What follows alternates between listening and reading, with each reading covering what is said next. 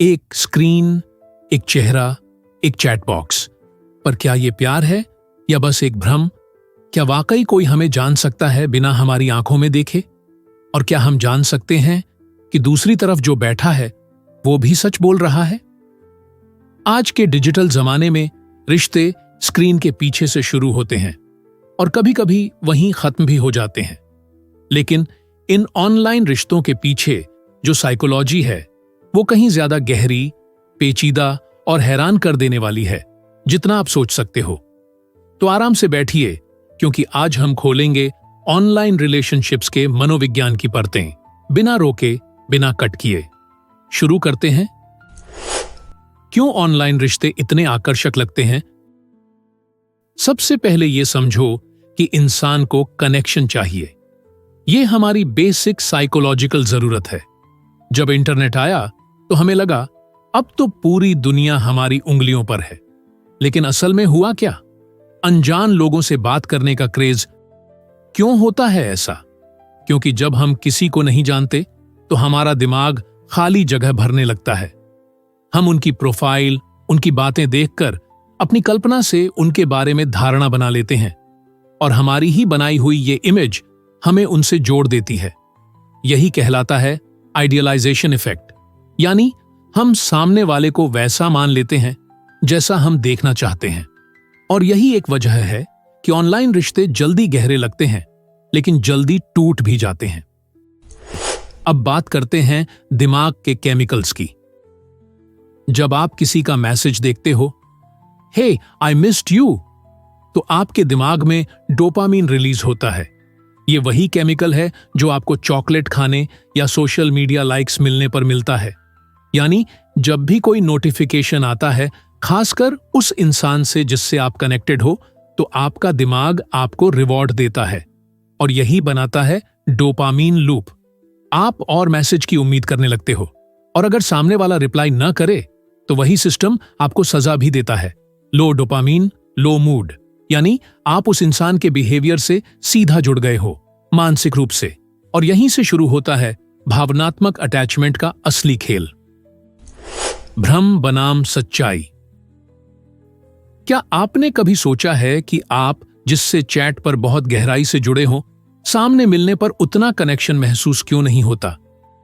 क्योंकि जब हम चैट करते हैं तो हमें सोचने का वक्त मिलता है, जवाब केयरफुली टाइप करने का समय होता है।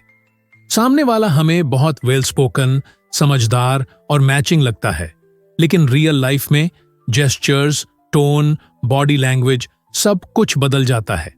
और यहीं आता है डिस्क्रेपेंसी गैप, यानी जो आपने सोचा था और जो मिला उसमें फर्क। और यह फर्क कई बार इतना बड़ा होता है कि रिश्ता वहीं टूट जाता है। ऑनलाइन धोखा। क्यों लोग फेक बन जाते हैं? अब बात करते हैं उन रिश्तों की जो कभी सच्चे नहीं थे। बहुत बार लोग ऑनलाइन एक परफेक्ट वर्जन बनाकर सामने आते हैं क्योंकि उन्हें अपनी असलियत से शर्म आती है, या फिर वे जानबूझकर लोगों को मैनिपुलेट करते हैं। इसका मनोविज्ञान है इंप्रेशन मैनेजमेंट, यानी हम अपने बारे में वैसी इमेज बनाते हैं जैसी हम दिखाना चाहते हैं। और यही बनाता है कैटफिशिंग, गॉस्टिंग, ब्रेड क्रम्बिंग जैसी टर्म्स का साइकोलॉजिकल बेस। क्योंकि इंटरनेट पर हर कोई अपने हिसाब से खेल सकता है बिना जिम्मेदारी के। भावनात्मक अटैचमेंट और लॉन्ग डिस्टेंस। जब दो लोग एक दूसरे को रोज ऑनलाइन देखते, बात करते हैं, तो उनमें भावनात्मक अटैचमेंट बनता है। पर इसमें एक दिक्कत होती है, यह रिश्ता ज्यादा इमेजिनेशन पर आधारित होता है, न कि असली अनुभव पर। इसीलिए लॉन्ग डिस्टेंस वाले ऑनलाइन रिलेशनशिप्स में बहुत बार ओवरथिंकिंग, इनसिक्योरिटी और ट्रस्ट इश्यूज आ जाते हैं। क्योंकि सामने वाला क्या कर रहा है, कैसा है, आप सिर्फ टेक्स्ट और वीडियो कॉल पर निर्भर रहते हो। क्या ऑनलाइन रिश्ते टिक सकते हैं? जरूरी नहीं कि हर ऑनलाइन रिश्ता नकली हो, पर उन्हें टिकाने के लिए चाहिए consistent communication, trust building activities, real life meetups, emotional maturity और सबसे जरूरी एक्सपेक्टेशन वर्सेस रियलिटी को समझना। आप जिससे जुड़े हो वो एक इंसान है, इंसान जिसमें फ्लॉज हैं, डाउट्स हैं, फियर्स हैं। उसे स्क्रीन पर देखकर सुपर ह्यूमन मत बना दो। ऑनलाइन रिश्तों में फैंटेसी बॉन्ड का जाल। क्या आपने कभी किसी से सिर्फ चैट के जरिए इतना गहरा जुड़ाव महसूस किया है कि आपको लगा बस यही है, पर असल में आपने उन्हें कभी ठीक से जाना ही नहीं था? इसका कारण है फैंटेसी बॉन्ड। यह एक साइकोलॉजिकल कॉन्सेप्ट है जहां हम सामने वाले से ज्यादा उस फैंटेसी से जुड़ जाते हैं जो हमने उनके बारे में बना ली है। हम सोचते हैं कि वो हमें पूरी तरह समझते हैं, हमारी फीलिंग्स का ख्याल रखते हैं और हम उनके बिना अधूरे हैं। लेकिन असल में यह हमारे दिमाग का बनाया हुआ रिश्ता होता है, हकीकत में नहीं बल्कि कल्पना में। यही वजह है कि जब वो व्यक्ति बदले हुए लगता है या थोड़ा दूरी बनाता है तो हमें बिट्रेयल महसूस होता है, जबकि वो तो बस खुद जैसा था। हमें धोखा नहीं दिया गया होता, बल्कि हमारी फैंटेसी टूट जाती है। इसलिए जरूरी है कि आप अपने ऑनलाइन रिश्तों को सच में कसौटी पर कसो। कल्पना से हकीकत की ओर आओ। सवाल पूछो, समय लो और रिलेशनशिप को रियलिटी चेक दो। ब्रेकअप और डिजिटल डिटॉक्स। अगर रिश्ता टूट जाए तो सबसे मुश्किल होता है डिजिटल डिटॉक्स। एक क्लिक से सब दिख जाता है, उसकी photo, post, story, chat history. यहां आपको चाहिए मन की माचिस हिम्मत से डिस्कनेक्ट करना। अनफॉलो, म्यूट, ब्लॉक, ये सब सेल्फ रिस्पेक्ट के लिए जरूरी स्टेप्स हैं। इससे निकलने में टाइम लगता है, लेकिन आप जितनी जल्दी डिजिटल रिमाइंडर्स को हटाओगे उतनी जल्दी आप हील कर पाओगे। कैसे समझें ऑनलाइन रिश्तों को? ऑनलाइन रिश्ते दो चीजों पर टिके होते हैं, भावनाएं और कल्पनाएं। अगर आप इन्हें संतुलित रख पाओ तो रिश्ता गहरा भी हो सकता है और सच्चा भी। लेकिन अगर आप आंख मूंद कर डूब गए तो याद रखिए, स्क्रीन के पीछे इंसान है और उसमें भी भ्रम हो सकता है।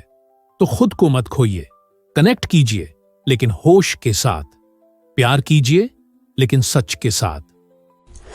ऑनलाइन रिश्तों से खुद को क्या सीख मिल सकती है? अब आखिरी और शायद सबसे जरूरी बात, अगर कोई ऑनलाइन रिश्ता टूटा या आपको तकलीफ दी तो क्या वो समय बर्बाद था? बिल्कुल नहीं। हर रिश्ता, चाहे असली हो या वर्चुअल, हमें खुद के बारे में कुछ सिखाता है। आपने जाना कि आपको किस तरह की बातचीत पसंद है।